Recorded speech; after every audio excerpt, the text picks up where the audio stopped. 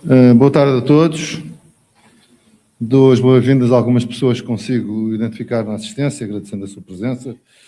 O General Tomé Pinto, o Dr. Vítor Ramalho, o Jânio Nogueira Pinto, o meu colega de curso, José Lamego, o Coronel Focos, o Dr. Marcolino Moco aqui na mesa, peço desculpa, o Miguel Ana Cura da Correia e o Miguel Matos Chaves, além, como é óbvio, do autor do livro, Xavier de Figueiredo, e do editor, que eu digo sempre que é o melhor editor de Portugal, o Manuel S. Fonseca. Portanto, é com grande alegria que apresentamos aqui este livro do Xavier de Figueiredo. Outros já foram também aqui apresentados, e este toca-nos de uma forma mais especial, e, portanto, agradeço a escolha outra vez do Palácio da Independência para esta apresentação. Passo, portanto, a palavra ao editor, Manuel S. Fonseca. Já sabem que é o melhor editor de Portugal. Muito obrigado.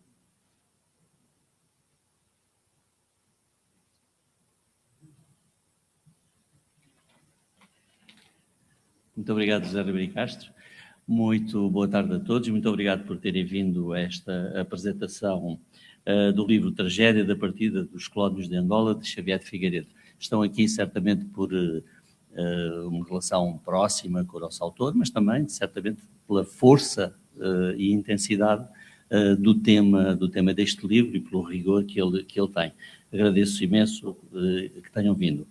Agradeço também ao nosso anfitrião, o Dr. José Ribeiro Castro, que é o Presidente da Direção da Sociedade Histórica da Independência de Portugal, que aqui nos acolhe, neste Palácio da Independência que está deliciosamente restaurado. Parabéns pelo restauro. A última vez que apresentámos aqui um livro ainda não estava nestas condições. Está lindíssimo e é, de facto, um palco certo para a apresentação com nobreza de um livro. Muito obrigado.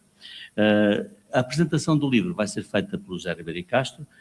Todos conhecemos o seu percurso como deputado. Foi deputado na Assembleia da República, foi deputado europeu também, foi um governante de Portugal, em 2 governos da nação. Tem sido protagonista de vários combates por causas que são, a meu ver, altamente meritórias de reposição da verdade histórica. É uma batalha que ele trava de uma forma incansável e, por isso tudo, merece os nossos parabéns e a nossa admiração. Certamente é ele que o querem ouvir, mais do que a mim, mas hoje eu peço desculpa por fazer uma interrupção abrupta, digamos assim, no contexto desta sessão, como editor e como amigo do António Lobo Antunes. Não podia deixar de dar uma palavra e de dizer que me toca profundamente a morte dele. É a morte de um grande escritor. Gosto-se muito, gosto-se menos, mas é de facto um grande escritor, alguém que tem uma força muito própria em 30 romances, e era meu amigo. E a última vez que ele me escreveu-me já com muita dificuldade, já numa situação física complicada, mas quis, mesmo no envelope, para além da mensagem que me manda aqui dentro, no texto que está dentro deste envelope, mesmo no envelope, a mensagem e o envelope foram manuscrita com um grande esforço e com aquela força humana de querer ainda pôr a sua marca própria, pessoal, na última vez que falou comigo.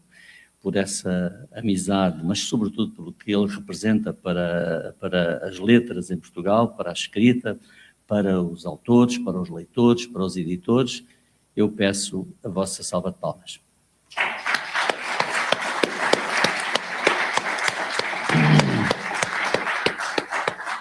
E como estou numa onda de falar de coisas pessoais, a propósito do livro, antes de falar do livro do Xavier de Figueiredo, quero agradecer ao Dr. Marcolino Moco, que foi Primeiro-Ministro da República Popular de Angola, estar aqui e enobrecer-nos também com a sua presença, enobrecer esta sessão e dar-lhe a ela uma força muito, muito própria. Muito obrigado pela sua presença. Eu não posso deixar de contar uma história pessoal que gostava de vos contar. Eu vivi em Angola, como praticamente todos vocês que aqui estão, possivelmente, Vivi em Angola e fui para Angola, tinha 5 anos, os meus pais levaram. E os meus pais, geralmente fala-se muito de pessoas que vão para a África em condições ótimas. Os meus pais eram muito pobres e nós fomos viver em Luanda, no Moceque Sambizanga. Éramos mesmo uns habitantes do Moceque Sambizanga, mas do Moceque mesmo. E, portanto, foi assim que eu cresci em Angola até os meus pais. O meu pai levava-me a mim e a minha irmã na mesma motorizada NSU, que era uma motorizada daquela época, até à Escola da Missão de São Paulo, atravessando todo o Moceque Sambizanga. Portanto, éramos dos raros brancos moradores no Moceque e, portanto, vivemos aí, e depois na Vila Alice e noutros bairros, vivemos aí 18 anos da nossa vida em Luanda. Os meus pais viveram lá, portanto, 18 anos da sua vida. Eu também cresci e fiz a independência. Eles não. São daquelas pessoas que são visadas pelo livro do Xavier de Figueiredo, pessoas que se vieram embora. Sucede que os meus pais, que eram de facto muito pobres, ainda tinham numa aldeia portuguesa uma casa e tinham uma vinha e um olival. E o amor que tinham à Angola era tão grande, e à terra que os recebeu, e sentiram-se tão bem, que venderam a vinha e o olival e a casa que tinham numa aldeia de Portugal para comprarem uma pequena casa no bairro Popular, mesmo em frente também ao Moceque, no bairro Popular do cemitério Novo. E, portanto, ou seja, eles a palavra colono não se aplica com muita propriedade a pessoas que não só não foram lá buscar dinheiro, como levaram o dinheiro que tinham para Angola e para construir uma casa, porque acreditavam, primeiro gostavam, e segundo porque queriam ficar ali. Não ficaram, mas não ficaram também numas condições, já agora conto, muito especiais e nobres. A casa dos meus pais era uma casa de cimento, obviamente, uma vivenda, uma pequenina vivenda a dar para o Moceque. E começou a guerra. Quando começou a guerra, era de raras casas onde muitos dos moradores em frente do Moceque se podiam abrigar para evitar os tiros ou serem expostos de uma forma mais perigosa aos tiros. E vinham para a casa dos meus pais. E as coisas correram de tal ordem que quando os meus pais decidiram vir embora, quem fez os famosos caixotes dos meus pais foi a população do bairro, angolanos. Os angolanos ali fizeram para os meus pais os caixotes para eles meterem um frigorífico, uma mota, que já não era uma NSU, já era uma BSA, que já tinha subido de nível, e toda a riqueza que trouxeram foi esse frigorífico, mais alguns eletrodomésticos e aquela mota, que aquela população fez, angolanos, fizeram para eles. Portanto, para mim, esta história liga-se certamente àquilo que o livro do Xavier nos expõe e nos dá, e, sobretudo, corrige um ponto que é de uma tremenda injustiça, que é chamar a estas pessoas colonos, porque não eram. Pelo menos os pais não eram, havia certamente muito mais gente que passou por esta tragédia e não eram. É dessa tragédia que nos fala exatamente este livro do Xavier de Figueiredo. É o terceiro livro em que ele me concede a honra de eu ser o editor, e para mim de facto um orgulho ser editor do meu bom amigo Xavier, por várias razões. A mais importante dessas razões, para mim, é de que há nos livros, no trabalho que ele faz para os seus livros, há uma irrepreensível honestidade. E isso, para mim, é um valor importantíssimo num autor. Pode-se estar mais ou menos de acordo em relação a cada um dos 3 livros que já publicou comigo, e que são O Príncipe do Congo, Savimbi, Um Homem e o Seu Martírio, e agora A Tragédia da Partida dos Colonos de Angola. Portanto, em cada um desses livros há realmente investigação, há equilíbrio, e há sempre uma preocupação que o Xavier tem sempre, é a de criar uma narrativa que atraia o leitor e o confronte com os dramas e com aquilo que são, de facto, os grandes dramas da história. E para esse trabalho irrepreensível e de honestidade que o Xavier tem feito, peço-vos a segunda salva de palmas. Muito obrigado. Muito obrigado.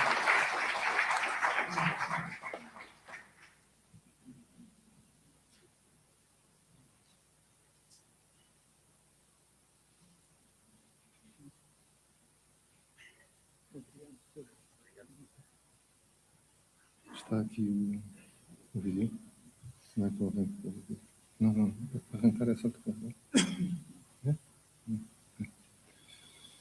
Bom, boa tarde uma vez mais. Antes de começar, queria também saudar outras pessoas que há pouco me esqueci. O José Manuel Barroso, o João Vanzeler, o Carlos Seixas da Fonseca, da Direção da Sociedade Histórica, e o Luís Barbosa, do Conselho Supremo da Sociedade Histórica. Eu sinto muito honrado pelo convite que o Xavier de Figueiredo me fez de apresentar este seu livro. Eu li-o antes de estar assim em livro, ainda antes de provas. Considero que é um exercício que faltava, esta perspectiva daqueles que chamamos os retornados, e que são muito mais do que isso, e que nos 50 anos da tragédia que se abateu sobre as suas vidas, e por via deles também na nossa história, que era importante refletir serenamente sobre a memória e o testemunho destas pessoas. Eu próprio já disse isso algumas vezes, escrevi isto uma vez num artigo, salvo erro, sobre o meu tio Gilberto Santos e Castro, que era a data de 25 de Abril, governador do Conza Norte, que Angola me faz lembrar aqueles rios temporários do sul de Angola, não é? Que tem o Okavango, que são os rios que não chegam ao mar, são rios que desaguam no deserto ou na terra, são rios que enchem às vezes por um mês, 3 meses, no tempo das chuvas, e que nunca chegam ao Oceano Atlântico, morrem antes. E a minha história com Angola é um pouco assim, é como um rio que não chegou ao mar. Eu gosto muito de Angola, Angola toca-me profundamente ainda hoje, sou incapaz de dizer mal de Angola, às vezes de coisas que lá se passam assim, torço pelos angolanos desportistas, aliás como os moçambicanos, os guineenses, os cabo-verdianos, enfim, eu sinto como fossem desportistas do meu povo, e isso tem talvez a ver com a forma como eu conheci Angola e ao testemunho que também a parte aqui venho dar, que é também uma homenagem ao meu pai e uma homenagem ao meu tio. Eu conheci Angola através deles. Primeiro, não sonhava que alguma vez ia a Angola, e as histórias que eles contavam quando eu era criança. Eu nasci em 1953, portanto até 1970, que é a primeira vez que eu vou a Angola, eles contavam as histórias da sua infância que tinha sido em Angola. O meu avô era um oficial das alfândegas, foi fazer a carreira da África, primeiro esteve em São Tomé, depois foi para Angola, e em Angola as pessoas subiam na carreira do sul para norte, portanto primeiro esteve em Moçambique, depois em Benguela, depois no Lubito, onde nasceu o meu tio, e finalmente em Luanda. E, portanto, os colegas, os amigos do meu pai, as brincadeiras, as paródias, eram sempre contadas num cenário angolano, e que eu e o meu irmão é como se já tivéssemos ido a Angola sem nunca lá ter posto os pés. E depois, Angola, no tempo da minha vida, deu-me respostas muito importantes. Eu fui a primeira vez a Angola em 1970, no fim do liceu e antes de entrar na Faculdade de Direito. Passar um mês, o meu tio estava numa das suas comissões como oficial do Exército, nessa altura, enfim, nos comandos, e, enfim, eu tinha 15 anos. Portanto, 15 anos, como nós talvez nos recordemos, se voltarmos cada um aos seus 15 anos, é a altura de todas as perguntas. Nós temos imensas perguntas, respondemos imensas perguntas. E Angola deu-me as respostas. Eu recordo esse mês passado em Angola, e o convívio com os meus primos, com os seus amigos, com, enfim, aquela terra extraordinária, a cor, a luz, o horizonte, a sensação de infinito, que nada nos podia parar. Portanto, foram respostas que podia tê-las tido noutro sítio, mas foi Angola que nos deu. Depois conheci mais intensamente Angola, ainda que estivesse muito pouco, eu, por junto, terei estado talvez em Angola 5 meses, não mais do que isso. Quando o meu pai foi governador-geral de Angola, de 72 a 74, de novembro a 25 de abril, portanto não chega a fazer 1 ano e meio, e eu era estudante de Direito, portanto estava cá e ia lá passar as férias.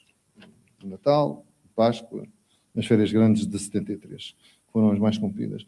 Mas em condições privilegiadas, portanto, com o governador-geral, eu pude estar praticamente em toda a Angola. Acompanhei várias visitas do meu pai, voei por vários sítios, só não conheci Zaire e Luís no norte e Moçambique no sul.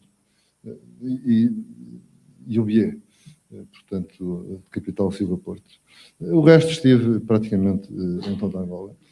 E tenho uma noção extraordinária, portanto, acho, enfim, as suas belezas naturais, coisas que são coisas únicas, como as pedras negras de Punguandong, que é uma coisa extraordinária, os rapos de Nhangapepe, as quedas que nós chamamos do Duque de Bragança, de Calandula, não é?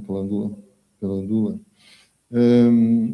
Portanto, a Restinga do Lubito, enfim, tem coisas extraordinárias, não é? Na estrada para Nova Lisboa havia uma reta, e nós vimos uma reta, não era um morro, era um pico em rocha, que era uma paisagem muito marcante. Bom, e depois, enfim, e andei por todo o lado. E basicamente estava-se em paz, a verdade é essa, não é? Basicamente estava-se em paz. Nessa altura não havia guerra.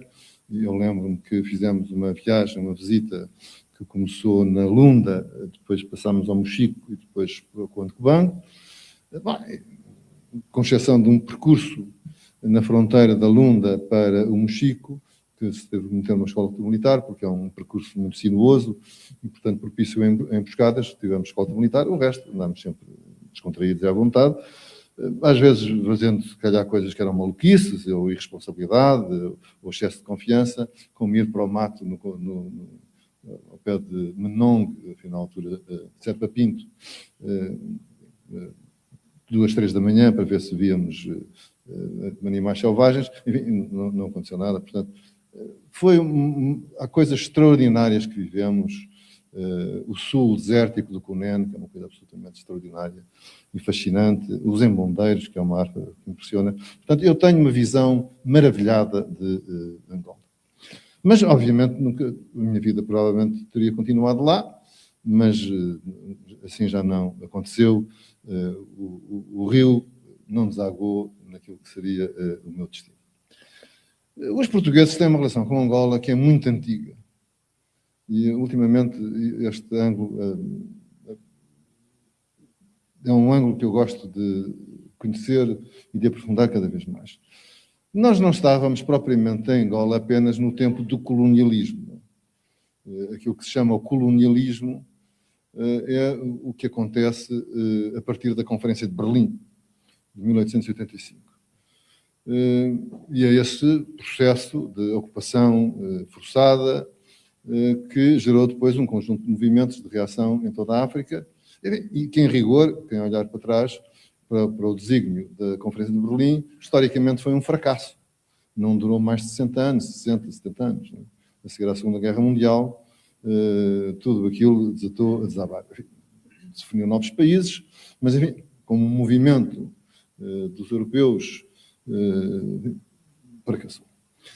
E Portugal teve que, obviamente, alinhar com as potências europeias para a defesa dos seus interesses. São conhecidos, aliás, os conflitos que tivemos, quer com os ingleses, os alemães, os franceses, nessa definição, e, portanto, nós também seguimos esse modelo. E o mapa de Angola cresce enormemente nessa altura. Portanto, há zonas de Angola em que nós só tivemos, efetivamente, presença já no século XX, talvez mesmo nos anos 20 do século XX. Portanto, quando há pouco falei no Mochico, na Lunda, enfim, havia mais contactos comerciais. E são também, portanto, momentos de conflito, de que temos de mais memória que se passou em Moçambique, com o Chaimite, não é? E Mozinho de Albuquerque, que faz parte desse modelo que resultou da política europeia do final do século XIX. Mas nós estávamos em Angola desde o século XV. Portanto, as nossas relações são muito mais antigas, a nossa presença é muito mais antiga E se calhar nós quando falamos eu era angolano de segunda e terceira geração, se calhar haverá de quinta e de sexta e de sétima, que nós não sabemos. E muitos em quadros de mestiçagem, como aliás o Xavier Figueiredo ressalta em alguns testemunhos sobre pessoas que também foram apanhadas nesta convulsão que tratamos aqui hoje. E nós tínhamos, nessa altura, relações, sobretudo, não quer dizer que não houvesse conflitos, houve algumas batalhas, a Batalha do Ambuila, etc., mas a presença portuguesa era basicamente costeira, era um pied-à-terre, porque o objeto português não era a África, era a Índia, depois da Índia foi o Brasil, portanto, mas havia uma passagem, as costas africanas era, de uma forma geral, uma passagem, mas com alguma implantação costeira. Primeiro na ilha de Luanda, e depois foi crescendo a partir daí, enfim, até ao sul, até Benguela. Bom, e há coisas que são extraordinários feitos por portugueses, ainda nesta fase. O que se passa no distrito de Moçambique, com a Baía dos Tigres, Porto Alexandre, enfim, foram, sobretudo, obras de portugueses nessa altura. E, portanto, as razões eram muito, muito fundas e não se podem subsumir aos estereótipos posteriores à Conferência de Berlim. Por outro lado, Portugal, enfim, aquilo que acompanhei, tinha um desejo genuíno de desenvolvimento. Não estive nos outros sítios, não estive em Moçambique, enfim, só conheci depois, mas Angola conheci bem por causa desta circunstância familiar, e sei que era um desígnio genuíno de desenvolvimento da terra, de promoção do seu povo, e houve, de facto, grandes progressos na década de 60 e 70, que são absolutamente inegáveis. E Angola estava a todo o vapor, portanto, o sentimento que se vivia em Angola, quando lá estive pela última vez, na Páscoa de 1974, era de grande confiança, de grande otimismo. O que se dizia na Baixa de Luanda, na Portugal, etc., é quando é que damos a independência ao Puto. Portanto, as pessoas achavam que era preciso dar a independência a Portugal para poderem voar sozinhos. Era isso que às vezes diziam. E isso traduzia, enfim, isto é um bocado, obviamente, um comentário fanfarrão, mas com graça, mas significava a confiança extraordinária que as pessoas tinham no futuro de Angola, que tinha taxas de crescimento muito grandes, tinha recursos que cada vez mais eram aproveitados, e não havia corrupção. Não quer dizer que não havia uma... Portanto, os recursos eram totalmente aproveitados no desenvolvimento da terra. A cultura da administração portuguesa era muito séria, muito rigorosa, e portanto, ninguém enriqueceu por ser governador de distrito ou governador geral, portanto, as pessoas, ou secretário provincial, ou o que fosse, e, portanto, as pessoas estavam, de facto, genuinamente a desenvolver, do ponto de vista científico. Há aqui uma coisa que achei graça. Os angolanos, entre outras coisas, têm um grande sentido de humor. E Angola tem um grande sentido de humor. E mesmo durante a guerra, impressionava-me a guerra civil, que se conseguiam rir no meio E aqui nas fotografias, eu, como disse, não li o texto aqui, já tinha lido, mas fui ver as fotografias. E uma das fotografias que o Xavier Figueiredo aqui põe são 6 agrónomos do Instituto de Investigação Agronómica em Nova Lisboa, num convívio em Dalatando, portanto, que era a antiga Salazar, onde o meu tio era governador do distrito. Este Instituto de Investigação Agronómica era Instituto de Investigação Agronómica de Angola, e que era conhecido como o Instituto da Gargalhada, porque a sigla era IHI-AHA, Instituto de Investigação Agronómica de Angola. Isto faz parte... Bom, e que era um instituto reputadíssimo. Nós tínhamos grandes agrónomos e noutras áreas, não é? Portanto, desenvolvendo na saúde pública, na medicina tropical, nós tínhamos de facto uma... E havia um corpo coletivo muito genuíno e muito motivado. Bom, a verdade é que aconteceu o 25 de Abril, e, portanto, a história mudou. O meu pai veio de navio, o meu pai veio de um Infantão Henrique, e isto, de alguma forma, é uma metáfora daquilo que seguiria. Ele foi uma espécie de primeiro retornado. Veio, fui esperá-lo ali ao cais, da Rocha de Condóbito, ou de Alcântara, já não sei, um deles, e veio embora. E nessa altura, eu lembro-me que isso, eu estava preocupado com o que é que se ia passar em Angola, mas a reação, mesmo dos colonos de Angola, chamamos assim, era de grande euforia. De grande euforia. Diversamente do que aconteceu em Moçambique, que aliás teve uma revolta no 7 de setembro, portanto, poucos meses depois do 25 de Abril, mas esses primeiros meses são de grande euforia. Quer dizer, as pessoas achavam que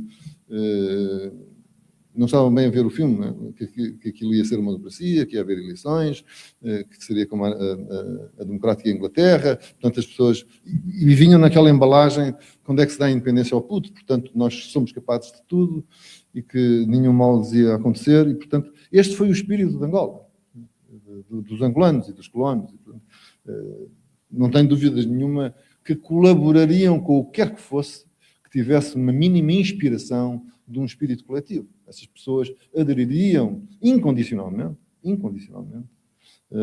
à formação do novo país. Não há nenhum, não me recordo de nenhum projeto de revolta ou de quebra disto. Depois é que, a pouco e pouco, Angola torna-se um pasto selvagem da Guerra Fria, que é de facto o que inspirou esta tragédia. Não é uma coisa que fosse totalmente novo. A informação do antigo regime dizia isso muitas vezes. Eu vi isso, olha, quando fui ao quartel do principal dos comandos, salvo erro, na estrada de Catete, havia lá uma sala com apresentações, não sei se é de ação psicológica, coisa que valha, e lá estava a linha de que se Portugal se afastasse, os grandes interesses internacionais ir-se-iam abater como árvores de rapina sobre Angola. Esta era uma perspectiva, não é? Eu não estou a dizer nada de novo, e que se formos à imprensa da época, em editoriais, ou artigos de opinião, em discursos, nós vimos isso. E foi isso que aconteceu. Foi isso que aconteceu. Portanto, Angola assiste, a partir daqui, a uma cascata de rupturas. Primeiro, uma ruptura entre os angolanos e os portugueses, de uma forma geral, a população negra, a população africana e a população branca. Portanto, procurou-se cavar esse fosso.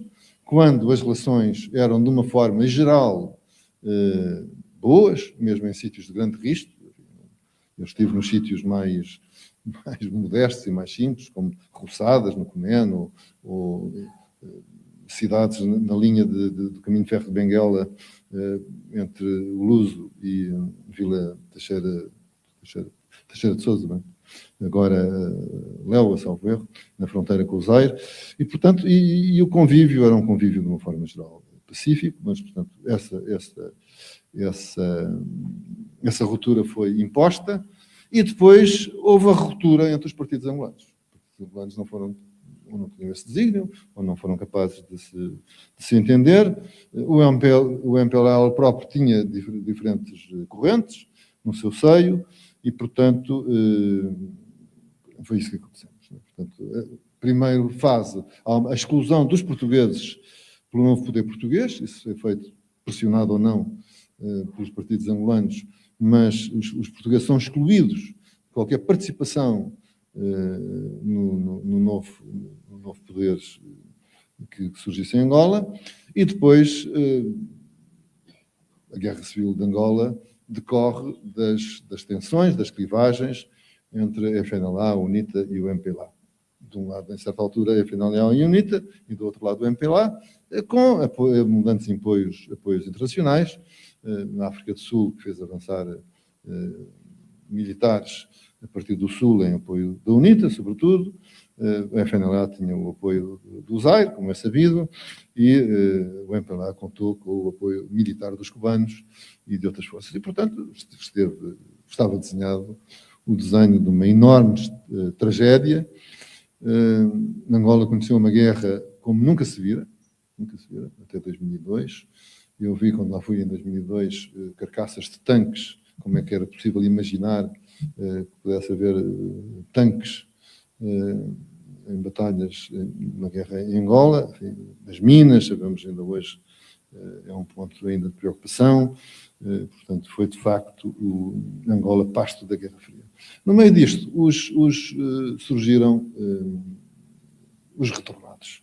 E eu agora vou passar aqui um pequeno filme, cerca de 5 minutos, que foi uma montagem que eu fiz a partir dos arquivos da RTP, a ver se eu consigo que isto arranque, e depois volto a falar.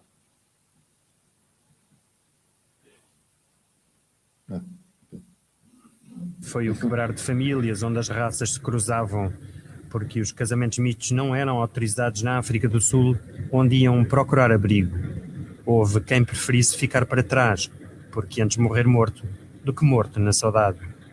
O pior de todos esses momentos não foi fechar uma porta, não foi deixar para trás todos os bens materiais que eu tinha, não foi deixar para trás não só a minha terra, foi deixar chorando no passeio o irmão meu, que nunca mais vi. Quer dizer, esses sentimentos todos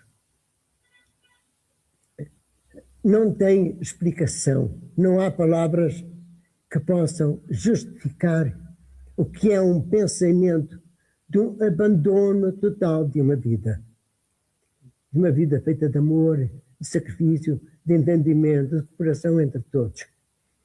Na altura de perder tudo quanto se tem e procurar uma só coisa, salvar a vida. A 22 de agosto, deitaram-se finalmente à estrada com destino à fronteira sul. Primeiro embicaram a Silva Porto, mas na Bela Vista viraram para o Chitembo. E depois, sucessivamente, Mumbué, Serpa Pinto,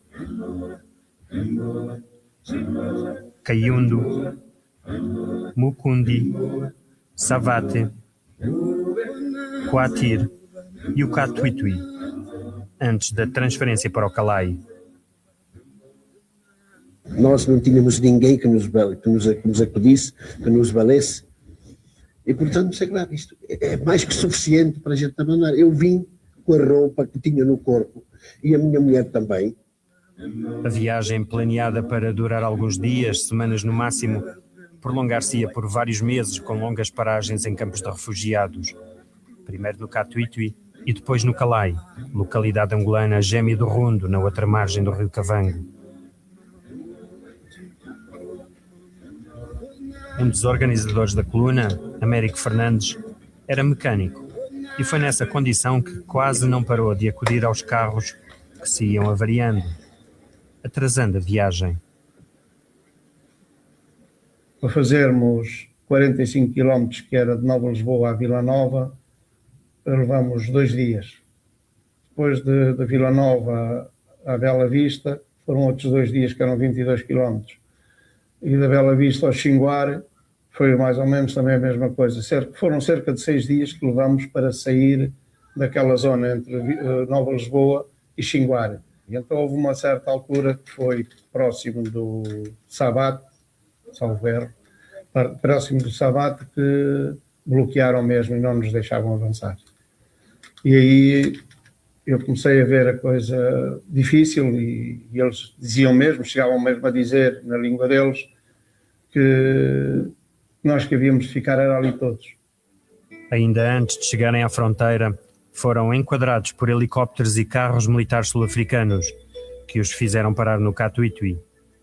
Há cerca de um ano que a África do Sul estava a receber dezenas de milhares de refugiados de Moçambique e Angola, e só com muita dificuldade deixaria entrar uma pequena parte daquela multidão em fuga, a maior parte da qual pouco salvaria de seu. O pior mesmo foi quando souberam que só muito poucos poderiam ficar na África do Sul e os outros teriam de largar carros, malas e pacotes. Primeiro, para sobreviver. Depois, porque de avião só podiam mesmo levar uns 30 quilos de carga. Muita gente, no desespero, preferiu queimar tudo a abandonar o que era seu.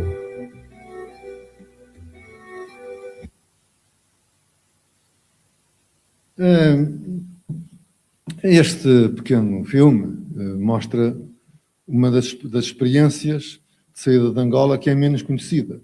Nós conhecemos mais os aviões, os navios, os caixotes no cais do Porto de Lisboa, mais este espetáculo. Esta é uma expressão mais forte, mais tocante, como viram, e que houve milhares de portugueses que o fizeram em caravanas de norte para sul de Angola para chegar ao sudoeste africano, na altura, hoje Namíbia, e daí para a África do Sul, e depois para ir para o Brasil ou para Portugal. E vemos como até pelos carros, vemos como é diverso o tipo de pessoas que ali estavam. Enfim, aquele homem que tem uma entrevista comovente bem podia ser familiar dos familiares de Manuel S. Fonseca que aqui falou. Portanto, é um homem de absoluta simplicidade, não sei se pescador, se quê, mas e que tem um testemunho muito tocante. E vemos também como aquelas caravanas eram mistas, como viajavam também africanos, negros, que queriam aproveitar a companhia dos colonos de Angola para saírem daquilo que se estava a tornar num vespeiro. Ainda não era um vespeiro. Não é? Isto passa-se em 75. Já tinha havido confrontos muito duros, sobretudo em Luanda, mas ainda não é nada do que depois viria a acontecer. Para terminar, nós deixamos em Angola uma obra muito importante. Ninguém quer... Eu desejo que Angola seja feliz, que encontre o seu destino, tem um grande destino a cumprir, tem todos os recursos para isso. Se precisarem de ajuda nossa, terão, por certo, a ajuda de muitos portugueses nesse caminho, e, portanto, e meu também, se for possível. Aliás, aproveito para fazer não, digo no fim. E nós deixámos uma obra extraordinária em Angola.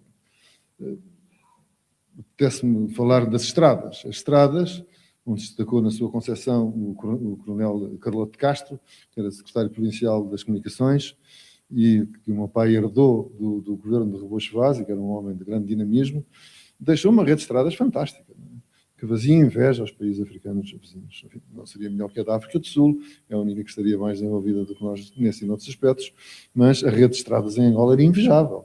Nós tínhamos uma rede de estradas que ia para todos os pontos de Angola. E as pessoas faziam essas viagens, em absoluta segurança. Entre Luanda a Serpa Pinto, Menong, que são 1.600 km, as pessoas iam num dia. Coisa que não fazemos aqui da Europa, ninguém vai num dia daqui a Paris. Em Salazar, sei isso pela experiência da família, era relativamente frequente, as pessoas metiam-se no carro, iam ao cinema a Luanda e voltavam a Salazar. Isso era relativamente frequente. São 200 quilómetros. Não é? E, portanto, isso eram os hábitos de grande dinamismo que as infraestruturas angolanas permitiam. As infraestruturas de saúde, os portos estavam em desenvolvimento, o caminho de ferro, não é? O caminho de ferro, que ainda hoje é uma grande dor de cabeça, fosse o de Moçambique, o de Benguela, o de Luanda. Eu viajei no caminho de ferro de Benguela, de Teixeira de Sousa para o Luso, nessa visita oficial do meu pai, e as infraestruturas estavam aí, e havia, e pode haver, bom, e depois já duas obras que me enchem os olhos, a ponte sobre o Kwanza, na Foz do Kwanza, que eu já não vi concluída, porque só foi concluída pouco depois do 25 de Abril, acho que depois foi bombardeada durante a guerra e depois foi reconstruída, está lá, e talvez a obra mais majestosa da engenharia portuguesa em Angola, que é a Estrada da Serra da Leba, que é uma obra de arte extraordinária, né? que encurtou a distância de Sá da Bandeira, hoje Vila, para Moçambique, hoje Namíbia. E que é uma obra em qualquer parte do mundo, e ainda hoje uma figura de postal. É uma obra que as autoridades angolanas, e bem, apresentam como uma das grandes belezas naturais do seu país, é essa estrada que corta e encurta as distâncias na Serra da Leba. Portanto, isso é um legado extraordinário que os colonos de Angola deixaram e que, por certo, se orgulham por isso e querem que Angola os possa fruir cada vez mais e ajudar a ir ainda mais longe. Muito obrigado.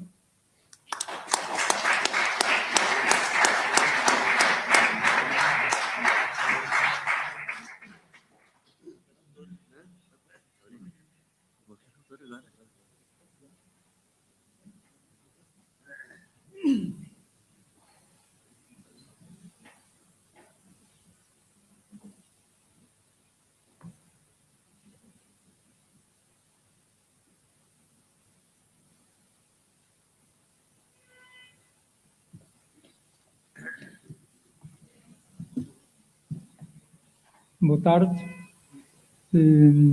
Começo por agradecer ou por saudar todos quantos aqui estão presentes. Bem-ajam por se terem juntado a mim na apresentação deste meu novo livro. E gostaria também de estender este reconhecimento a alguma gente que acompanha esta sessão à distância, a maior parte deles em Angola. Gostaria também, a seguir, de dirigir uma saudação especial a pessoas que, dentre os presentes, justificada pela sua ligação a esta obra. O Dr. José Ribeiro Castro é o destinatário da primeira.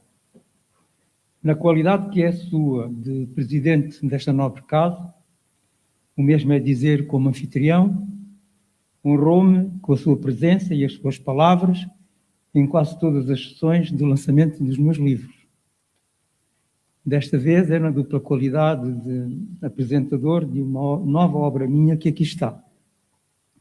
Função que acaba de desempenhar com o brilho e a vivacidade que lhe são próprios e com esta originalidade do vídeo com que nos brindou. Julgo que já lhe disse. Foi para si que resolutamente me inclinei quando houve que escolher a quem confiar a apresentação de uma obra com a temática desta. A descolonização de Angola, considerada em si mesma ou no contexto de processos similares, todos eles com desfechos infelizes, é um tema que sei ser-lhe caro. É na conta de um esforçado lutador de justas e boas causas que o tenho. A reabilitação da história de Portugal, a antiga e a moderna, a passada a quem e a outra passada além, é uma das suas causas. A história que este livro contempla entra nesse conceito. O Dr. Vítor Ramalho, a quem me dirijo agora, é o prefaciador do livro. Somos praticamente conterrâneos, ele da Caala, eu de Nova Lisboa. Foi aqui, porém, que o conheci. Era ele um jovem advogado, com escritório na Praça da Alegria, o mesmo, ou próximo daquele que era o do Dr. Gentil Viana. Na sua pessoa, habituei-me a ver alguém especialmente atento à África, em particular à nossa terra de Angola. O conhecimento que tem de realidades de diferentes períodos da história moderna de Angola e a sensibilidade com que as analisa constituíram a razão de ser de lhe ter batido à porta para o convidar a prefaciar uma obra com a temática desta. Agradeço-lhe a sua correspondência. A feliz coincidência temporal desta sessão com a ocasional presença em Portugal do Dr. Marcolino Moco permitiu que ele estivesse aqui. E podendo estar, seria para mim uma pena que não dissesse umas palavras. Vai dizer, e de certeza absoluta que prendendo a nossa atenção, é já a seguir a mim. Não sei quantas vezes o tema da descolonização de Angola já fez parte das nossas amiudadas conversas. Não apenas a descolonização, enquanto tal, mas também as muito nefastas consequências de tão desobstinado processo no futuro do país, visíveis ainda hoje. Querendo apenas ser justo, direi que o pensamento do Dr. Marcolino Moco sobre a descolonização e o que se lhe seguiu é um dos mais lúcidos e corajosos que conheço. A propriedade com que aborda o tema, reforçada pelo seu passado de alto responsável político angolano, eleva a pertinência do que diz. Falta uma palavra para o meu editor, Manuel Fonseca. É o terceiro livro, como ele disse há pouco, que edito com ele. O profissionalismo continua a ser a panágio da forma de trabalhar da Guerra e Paz. Profissionalismo feito de esmero, capacidade organizativa e lisura de procedimentos. Obrigado, Manuel. Também ele, como ele aqui referiu, homem de passadas andanças angolanas. A muitos outros que aqui estão ligam-me laços de velhíssimas amizades, de infância, da juventude, da tropa, da profissão. Também estão aqui os meus filhos e outros familiares. Todos me merecem uma atenção especial. Por fim, em matéria de menções, permita-se-me que manifeste a minha particular satisfação pela presença aqui de personalidades como o General Tomé Pinto, o Dr.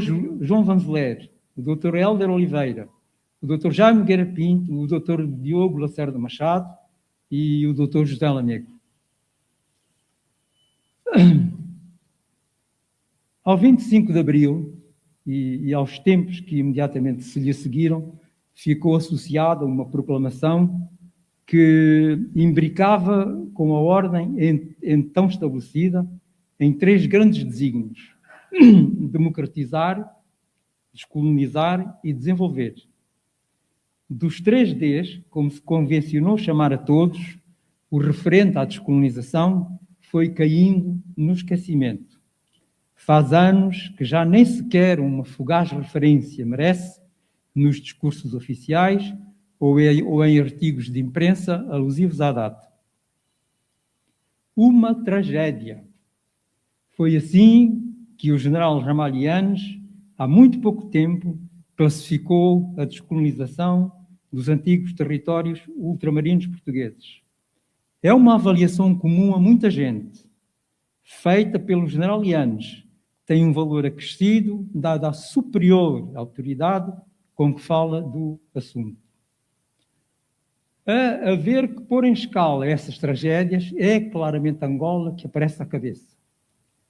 A obra do diabo, permite uma expressão, que foi a descolonização de Angola, não deve ser esquecida ou branqueada, como também aconteceu com o recurso a artifícios, que sempre tornam possível arranjar explicações para o que se quiser, desde coisas que é difícil explicar até outras que importa explicar à luz de certas conveniências ou reduções.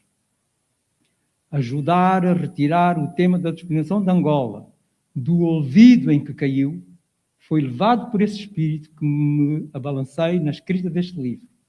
Tanto melhor se na sua substância a obra puder vir a contribuir para pôr as coisas nos seus devidos lugares e chamando-lhes o que é certo.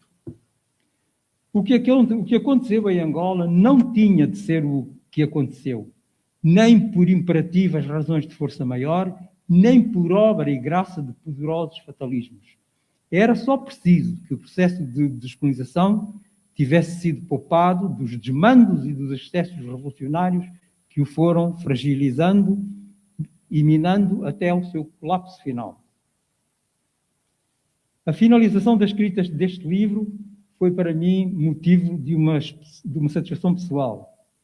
O sentimento de ter contribuído, por mais modestamente que isso venha a revelar-se, para o resgate da memória e a reabilitação daqueles, centenas de milhares, forçados a abandonar uma terra em que tinham as suas raízes ou que haviam adotado.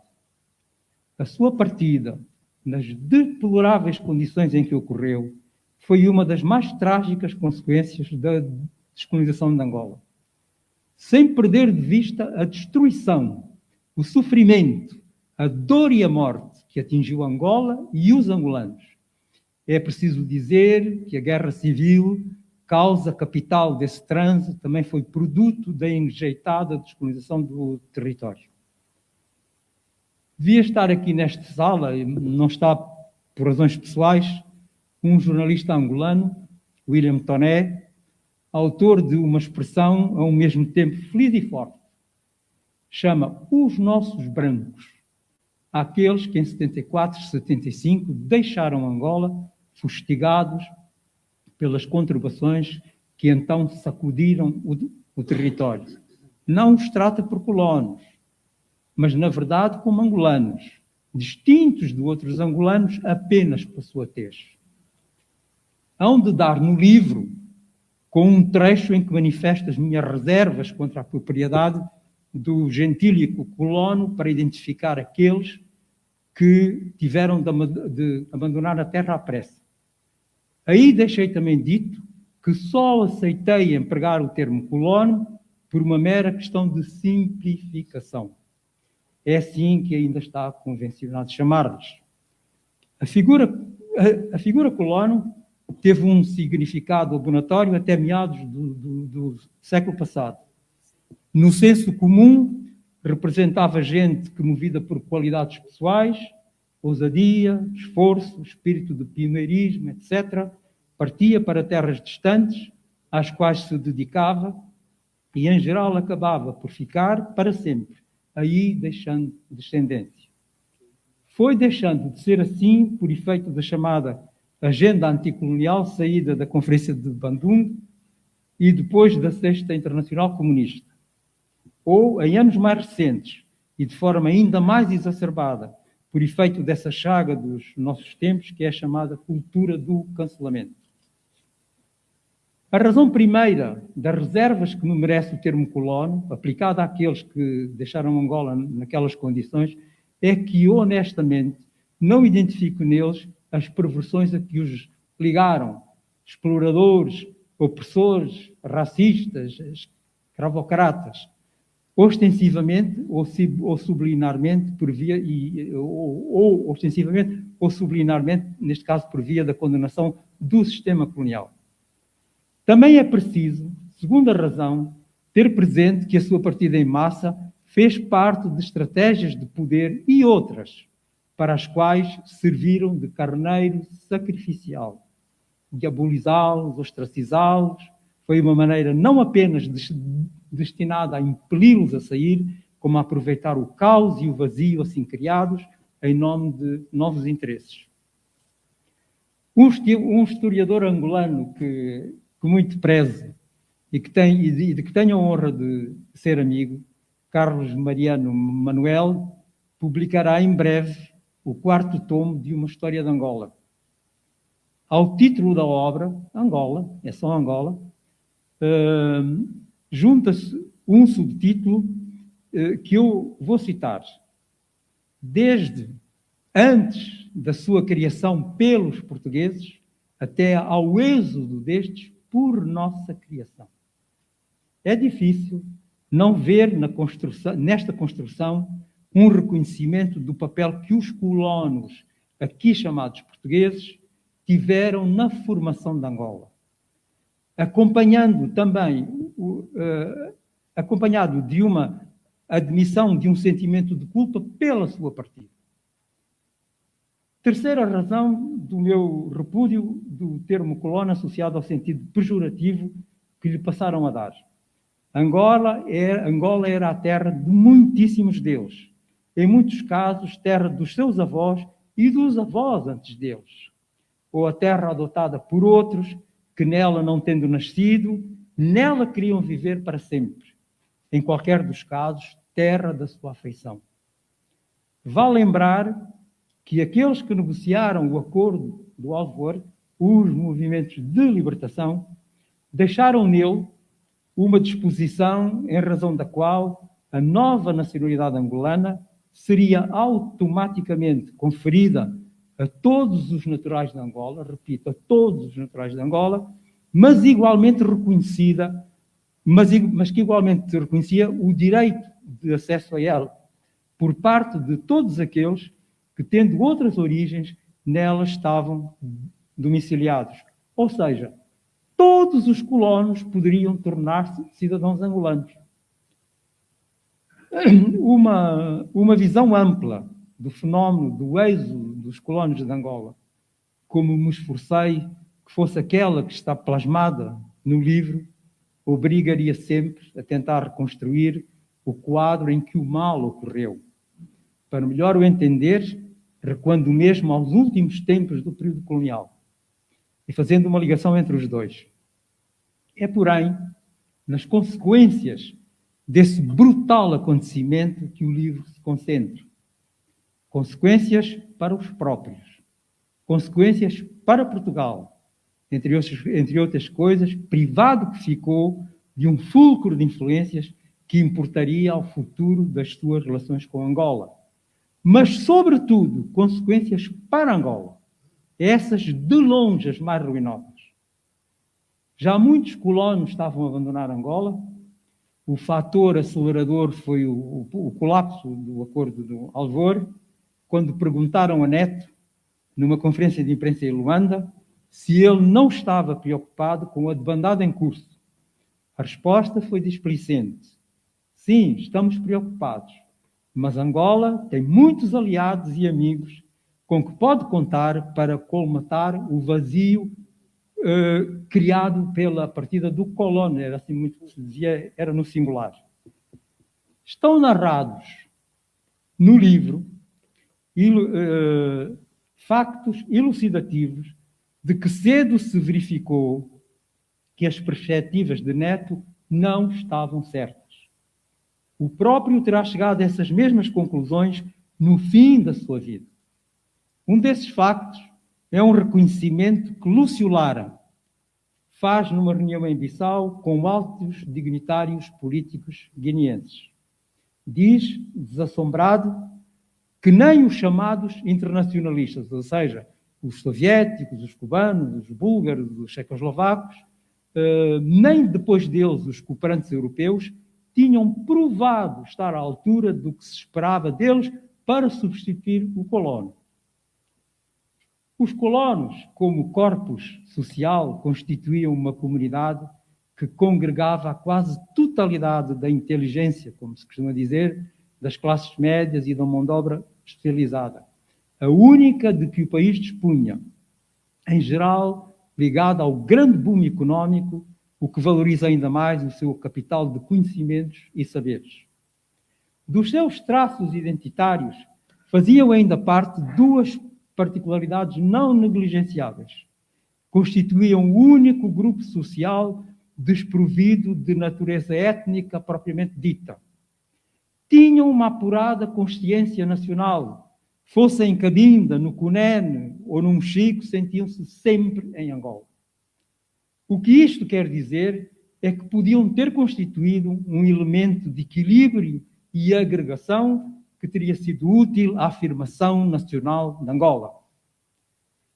O que seriam as consequências para o novo país, no presente e no futuro, da perda definitiva de tanta gente com as aptidões e os predicados que eram os teus, o que com segurança se podia prever era que fossem os piores. Ninguém, porém, ouviu aqueles que para isso advertiram, conforme o livro descreve. Para completa inglória do que se passou, nem o seu vasto capital de saberes, de conhecimentos e de experiências foi aproveitado por Angola independente, nem o legado que tudo isso constituía foi transmitido às gerações vindouras de novos angolanos. Foi enterrado com eles nos cemitérios das terras distantes em que foram parar, as mesmas que, no fundo, viriam a aproveitar.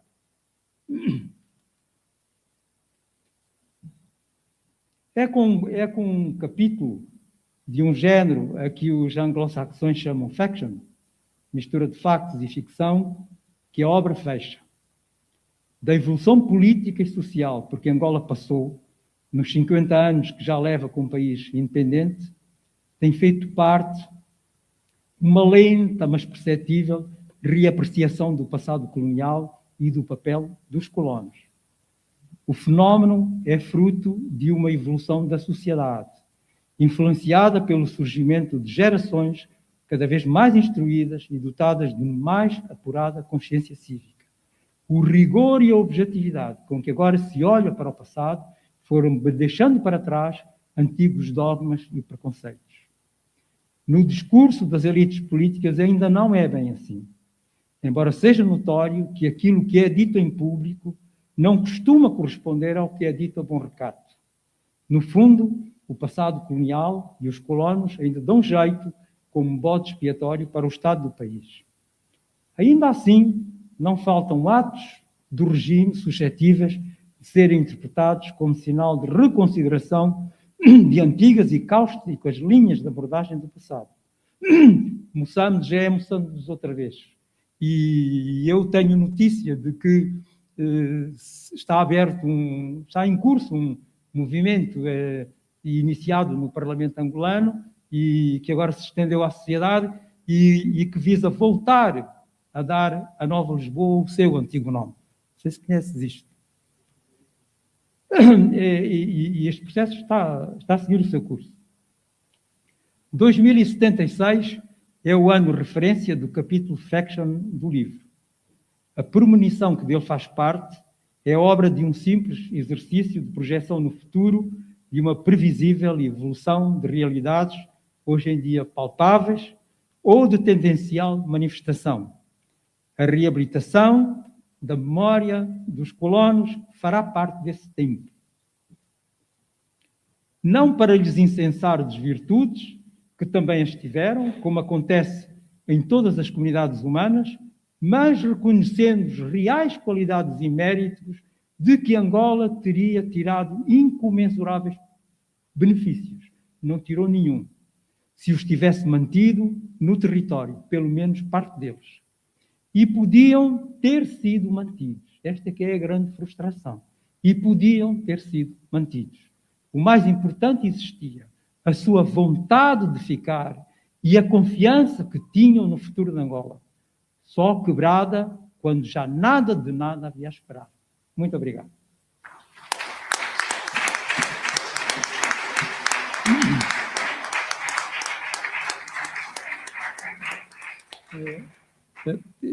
Faço de mestre de cerimónias, agora é o Dr. Marcolino Moco a falar.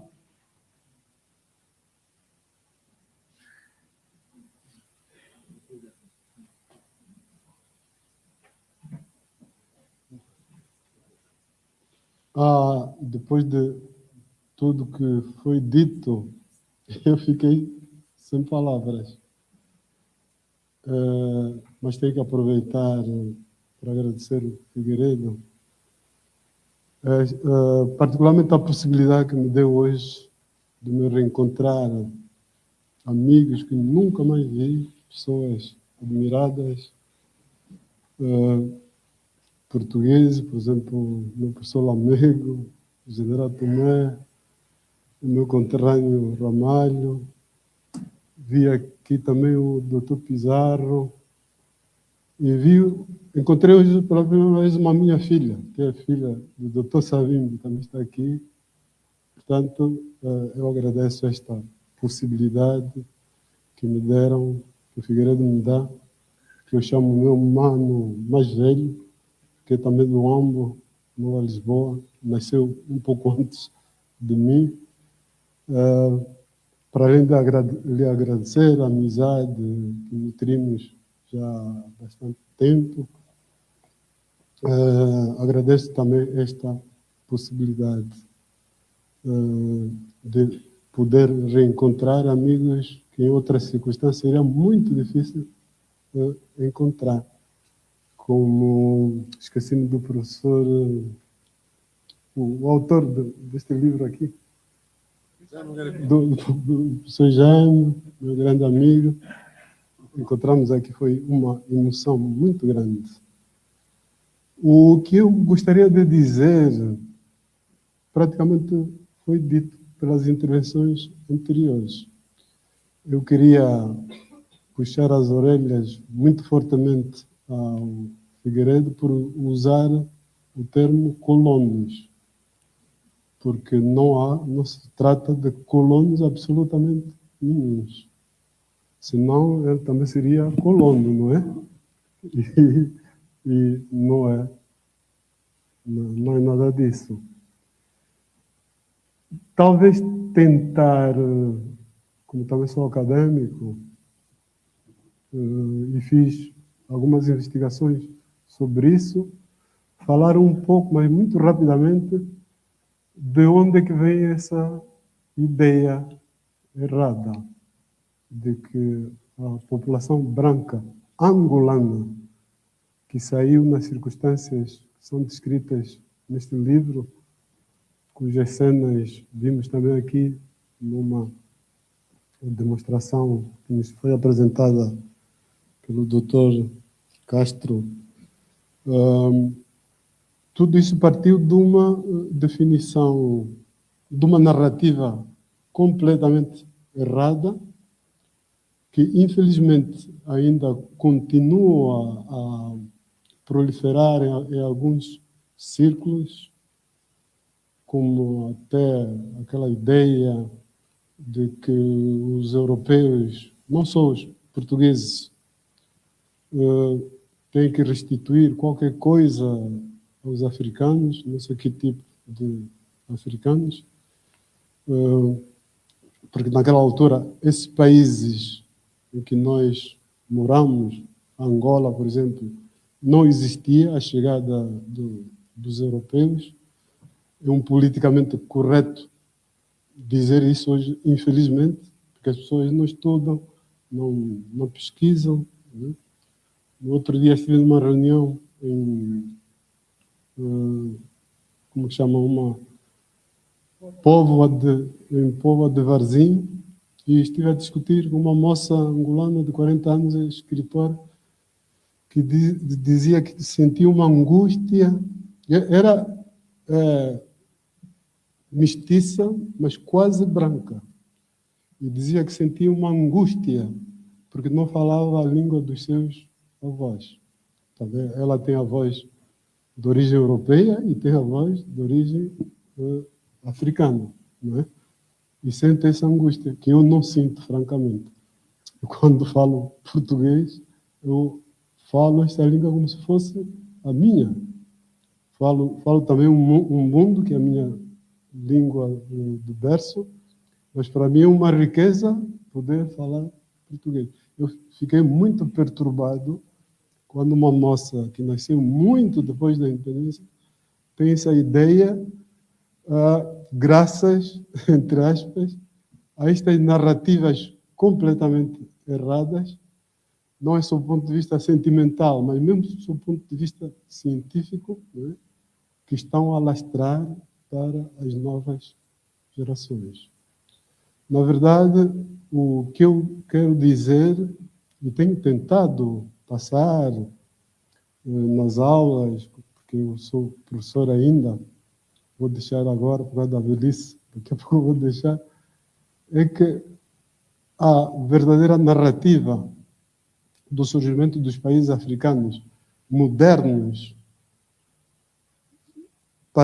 partimos para ela de forma muito errada a quando da febre, até não estou a dizer febre no sentido negativo, mas mesmo no sentido positivo da febre das independências. Os nossos países, Angola, é uma construção, e o Figueiredo lembrou muito bem, o professor Mariano, com seu livro de história fabuloso, até pelo título, onde diz História da Angola, ou Angola, desde a sua construção pelos portugueses até o seu êxodo por nossa autocriação, mais ou menos assim. Só faltou falar da tragédia, que é essa que nos traz aqui. Então, a Angola, a narrativa incorreta foi em 74, 75 e antes das ex-colônias francesas e inglesas, pensar-se que os brancos não eram, só pela sua cor, não podiam ser africanos. Esse foi o erro de nascença. Em 74, em Angola, o erro de nascença foi este, o de pensar que os angolanos, que eram brancos, mestiços, a tal coisa das cores, os mestiços nos Estados Unidos são pretos, né? Parece que no Brasil também. Portanto, é uma coisa artificial, essa coisa do racismo. Portanto, a construção de Angola foi feita por aqueles que viriam ser angolanos de todas as raças. O problema que agora foi demonstrado no Zimbábue, onde alguns espantosamente dizem que foi um bom exemplo, também nessa tal reunião de escritores em Póvoa, no Varzinho, ouvi esta monstruosidade de um senhor, acho que era cabo-verdiano, que diz que a melhor obra que foi feita de descolonização foi agora que o Dr. Mugabe fez, um pouco antes de morrer, que é de retirar as fazendas de zimbabuanos brancos e entregá-las a zimbabuanos pretos, só por serem pretos, sem olhar, digamos, a sua capacidade de administração.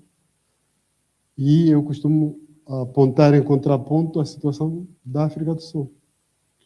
Na África do Sul, não se fez esse tipo de descolonização, esse tipo de confusão baseada na cor das pessoas e não na capacidade de manutenção das instituições, do funcionamento das boas estruturas de todo tipo. Mas cuidado que até hoje há pessoas que querem que esta experiência do Zimbábue também seja feita na África do Sul. Um meu aluno, quando discutíamos essa questão, ralhou-me porque eu ando numa tese errada, porque na África do Sul continuam as injustiças, a pobreza. Isso é verdade, mas as injustiças, uma pobreza mantida durante muitos anos, não pode desaparecer de um dia para o outro. Mas o que foi ridículo e curioso, quando eu lhe perguntei qual é o problema dele, o problema que ele me apresentou que o angustiava é que, neste momento ainda, os pretos não casavam com as brancas. E eu disse, mas esse é o teu problema, é casar com uma branca. E riram-se os outros colegas. Portanto, às vezes nos perdemos com essas amenidades ou desamenidades. Não pensamos com projeção do futuro. Já perdemos, por exemplo, em Angola, este êxodo da população branca, angolana, não é? Perdemos estruturas, desde as estruturas, e isso é o mais importante, é o mais angustiante, estruturas éticas, estruturas morais, adequadas ao desenvolvimento que nós tínhamos, o que infelizmente só viemos a reconhecer mais tarde. Uma das passagens que consolidam essa minha tese, essas minhas teses, que para muitos são politicamente incorretas, foi consolidada em leituras que fiz de antigos combatentes da Frelimo, do MPLA, já à beira da sua morte, por exemplo, da Ico Carreira, que descobriu que, num livro que podem procurar, acho que é Memórias, onde ele já no leito da morte reconhece que realmente entramos com uma narrativa incorreta, esta de pensar que os angolanos são os da cor negra, portanto, aquele conceito de maioria negra, e reconhece também que a ideia de que os portugueses chegaram, colonizaram Angola, maltrataram Angola, viraram e reviraram Angola, é completamente incorreto. Os portugueses construíram com africanos a Angola de várias etnias, na qual a etnia branca também faz parte. Há aqui alguém que aludiu o tal grande erro que se cometeu, que a África do Sul, por exemplo, não cometeu, que é a de afastar os partidos brancos. Alguns estavam na clandestinidade, surgiram, mas foram afastados porque não tinham nada a ver com os 3 movimentos de libertação. Só queria corrigir uma coisa. Agostinho Neto provavelmente disse aquilo que o Figueiredo diz, já no calor das loucuras que surgiram. Mas ele também tem entrevistas que podemos ver hoje, antes da confusão, em que não se divisa naquelas entrevistas a ideia de que os brancos teriam que sair porque são colonos. Holder Roberto também, idem. Jonas Savimbi, então, foi muito mais explícito na necessidade de se fazer tudo por tudo para que a população branca não saísse. Por isso, o grande desastre não é tanto dos ditos colonos que de lá saíram, que depois vieram aqui enquadrar-se em Portugal, fizeram crescer Portugal, alguns foram para a África do Sul, outros foram para o Brasil. A grande tragédia é aquela que nós vivemos hoje.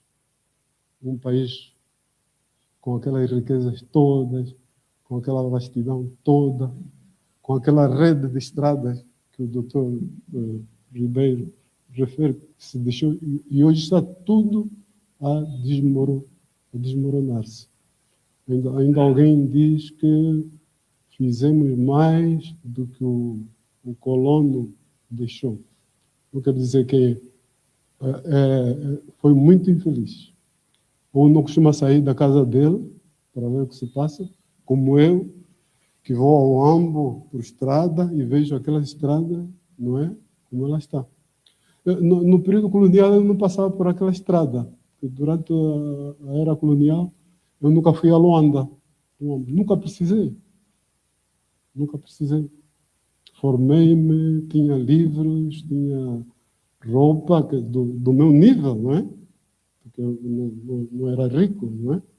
Eu nunca precisei de ir a Luanda, mas sabia que aquela estrada era uma maravilha. Hoje, quando vamos de Luanda a Benguela, é uma pouca vergonha. Quando vamos do Ambo ao Lubango, a antiga Sá da Bandeira, é uma miséria. Portanto, tudo isso devido a esse passado mal equacionado, bom, e, sobretudo, devido ao que continuamos a fazer, porque priorizamos ainda essa horrível narrativa que nós elaboramos em tempos passados e não conseguimos estabilizar os nossos países, estou a falar dos países africanos, para que já não é possível o regresso daqueles que saíram, já não é possível, para que as novas gerações de lá e de cá se reencontrem novamente em condições diferentes. Agora sim, uns são angolanos, outros são portugueses, mas muitos são angolanos e portugueses ao mesmo tempo, embora alguns desses mesmo falam mal de Portugal de forma sem necessidade, não é assim? Para fingir, né? Mas é aqui que se vem tratar, é aqui que vão colocando as suas fortunas e por aí fora.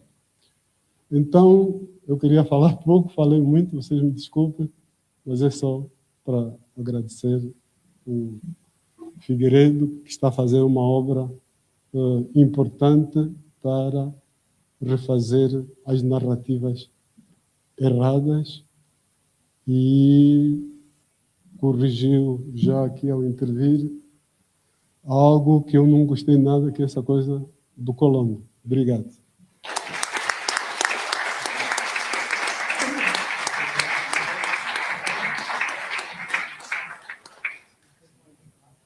Bom, aqui com a autorização do autor, vou dar esta sessão por encerrada, agradecendo a vossa presença e as últimas palavras do Dr. Naculo Moco. Além do Primeiro-Ministro, foi também um grande secretário executivo do CPLP, logo ao princípio. O primeiro de todos, exatamente, o fundador. E agora encerramos a sessão e, portanto, quem quiser falar com o autor, pedir um autógrafo, eu fico aqui à vossa disposição. Muito obrigado.